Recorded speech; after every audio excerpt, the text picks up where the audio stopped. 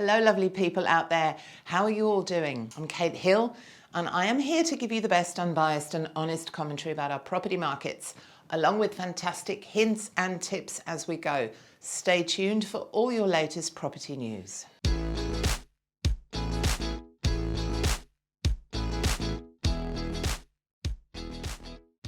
Okay, let's get on with it. Australia's housing market has started to move from one speed, crazy everywhere, to a two-speed market, according to CoreLogic.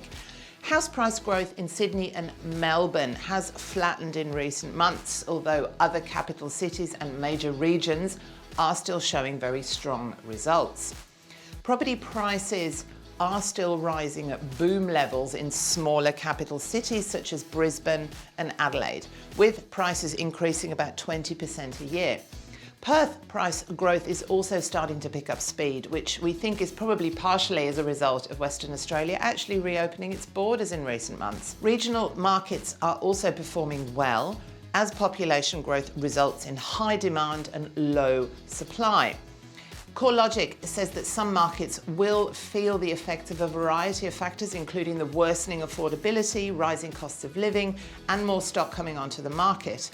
But open borders and the gradual return of overseas migration is another positive factor, which will continue to lift housing demand. Building materials and tradies may be hard to come by, but the latest Ryder-Levitt-Bucknell Crane Index reveals that there is still plenty of construction underway.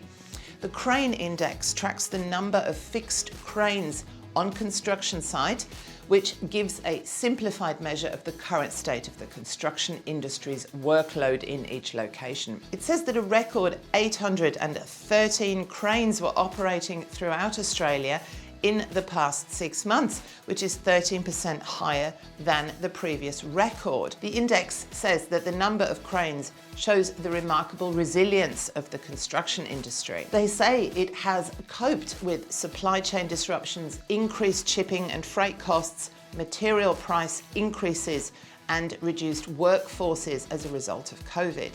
The majority of the cranes counted are operating within capital cities, with Sydney the busiest, with 348 in use, followed by Melbourne with 192, Brisbane 79, Perth 55. There were 40 on the Gold Coast, 31 in Canberra, and 16 in both Adelaide and the Sunshine Coast.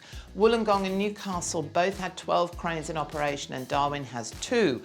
Construction work increased by 1.8% last year. Australians have pumped record amounts of money into renovating their homes during the pandemic. Now, anyone who has walked down their own street in the last 2 years will know this already, right? New Australian Bureau of Statistics figures show that Australians spent more on renovating in 2021 than in any other year since records started 50 years ago. In 2021, homeowners spent $12.3 billion on their homes, which is up 33% on 2020, and almost double what they were spending just 10 years ago. The big renovation spend was helped in part by the record levels of savings households accumulated during the COVID lockdowns.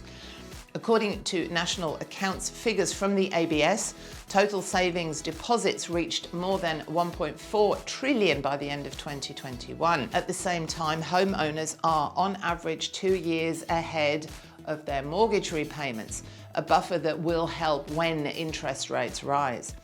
The federal government's Home Builder scheme helped encourage renovation, with homeowners offered $15,000 to $25,000 for undertaking a major renovation. Since the scheme began, 25,000 homeowners applied for renovation funding. A lift in the price caps within the federal government's home loan deposit scheme means that home buyers will have a broader range of properties that they can now buy. The scheme helps first home buyers purchase a property with a 5% deposit without needing to pay costly lenders' mortgage insurance. The cap will rise by $100,000 across capital cities and major regional centres, except in the ACT, where it will increase by $250,000.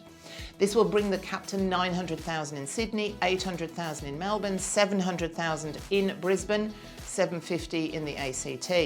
In Perth, Adelaide and Darwin, it will be $500,000. It's expected the lifting of these caps will increase demands for apartments and entry-level housing. Our current Prime Minister, Scott Morrison, says increasing the caps means even more Australians will have the opportunity to buy their own home. Saving to buy a house has always been hard work, and we know as prices have increased, it has been getting harder, he said. We will keep you posted on all things property from around Australia as our year progresses. Don't forget to like and subscribe if you are enjoying all my free content, and I will see you soon. Bye.